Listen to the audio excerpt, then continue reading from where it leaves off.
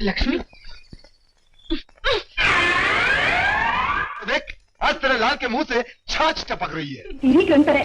ಸೆಲ್ಬಿಟ್ಟು ಬೇರೆ ಮಚ್ಚಿ ತಗೊಂಬ ಕಾವೇರಿ ಒಳಗಡೆ ಹೋಗೋ ಅಷ್ಟು ಕುಂಕುಮ ತಗೊಂಬ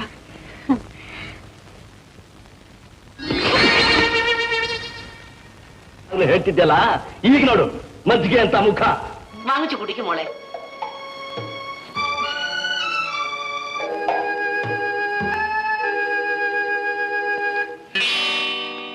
എന്താ മോനെ മോരഭിഷേകം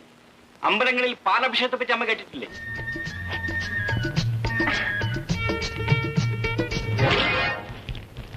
అది పాలు చిందే మొహం అని నీ కొడుకుది మజ్జిగ చిందే మొహం చేసిపోయింది